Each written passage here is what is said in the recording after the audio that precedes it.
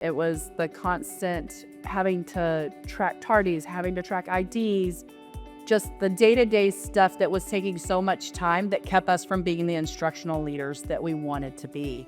And so I'm a firm believer on help people rely on systems, not on people, because we're all replaceable. And so I wanted to know that we had something in place that was able to be transferred to anyone else.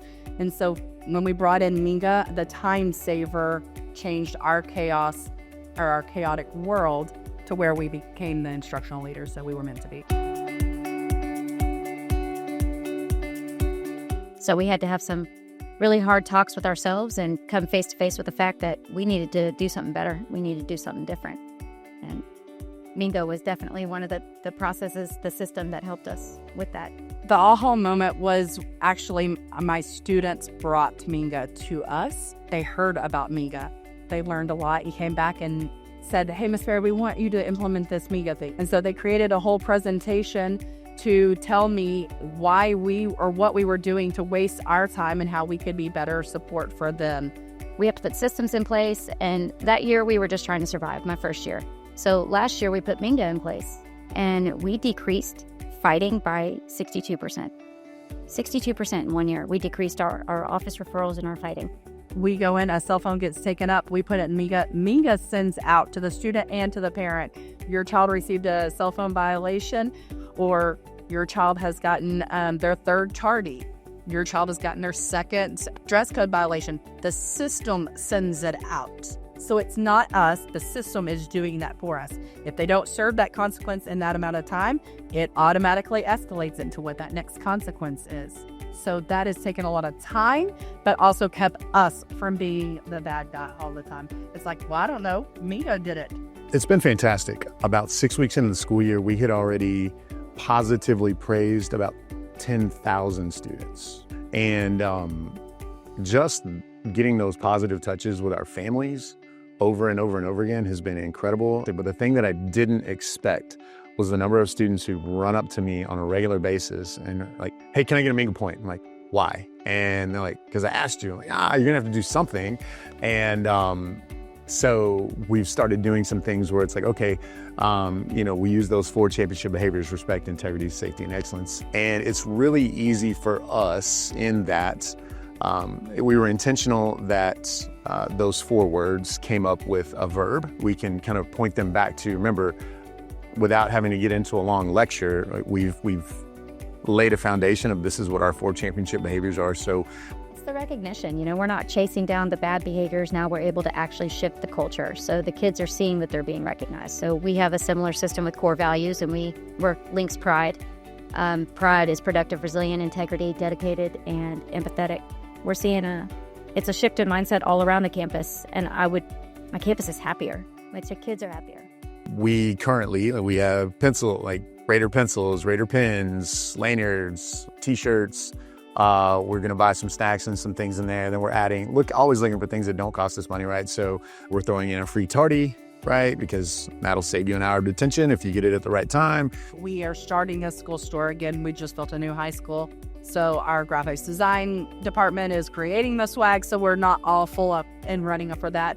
So for this first 9 weeks, we just did coupons. It was something we already had in place through just our manual system, and now this system does it for us. So that was the biggest learning curve for me as an administrator, was I don't have to do all of it, that we can find capable people in our building that want to do more work, and we can empower them to do more work, the right work, right? That's the thing. There are only certain people in the building who can observe and evaluate a teacher, and that's us, right? Secretaries can't do that, but they can talk to kids, right? They can answer the phone so that I don't have to, and they can filter out as many of those that I don't need to talk to as possible. Work with your admin team to build that system. You can't out-hustle inconsistency, so you need to build the systems. Once you get it in place, let it do the work for you. That system is everything, and that's what I learned. I needed a system like Minga to help me get my inconsistencies in check. We started really small, right? Like, we just started with praise. Like, we didn't even put in the discipline, the guidance part of it, right? We started with praise to get teachers used, like that was day one, right? Just do this and just do hall passes to get them used to being in the system.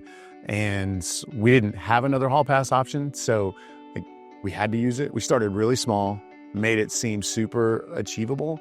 Then a few weeks later, we added, the piece that brought me there in the first place, which is the flex time piece, the advisory piece for us. So we got good at praise and hall passes. Then we added guidance. Then we built in flex times several weeks into it.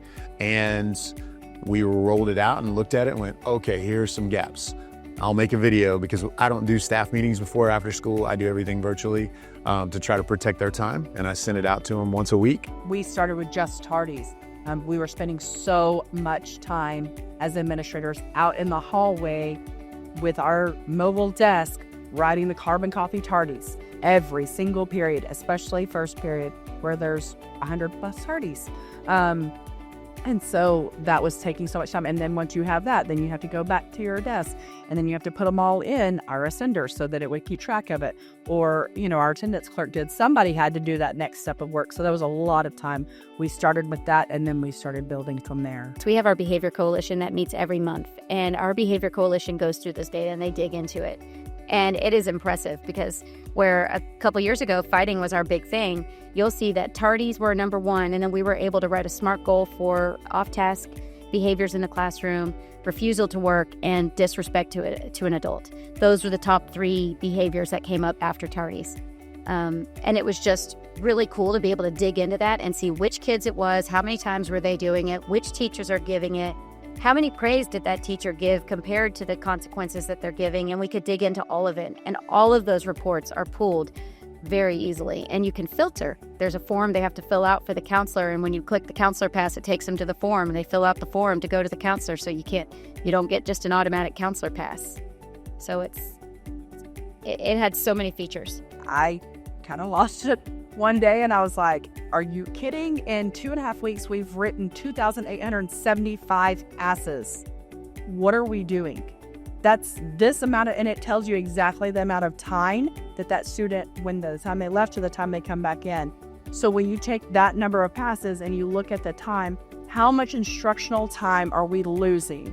We want to say that we've got kids with gaps. Well, you're letting them out of your class this amount of time.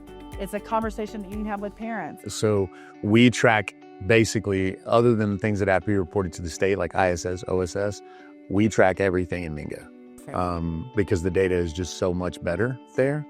And then we even track ISS and OSS there. But that's the only time our people do double work is when our APs, then we go put it in Skyward because that's what our district uses to push out to the state. So anytime we get a new student enrolled today, overnight, they'll show up tomorrow. So we set up the referral piece, right? Again, it's all low-level things, right? But when you use it effectively, it works really well. But we set triggers, right? That, for us, I think the number is 4 classroom disruptions. We automate a lot of things so that the APs don't even see it until they get that email, unless they're intentionally looking at Johnny's discipline report. Then they'll get that email that tells them, all right, it's been 4 times. I'm going to call them in. I'm going to assign a consequence that maybe this is a little bit heavier. So that's kind of how we approach it.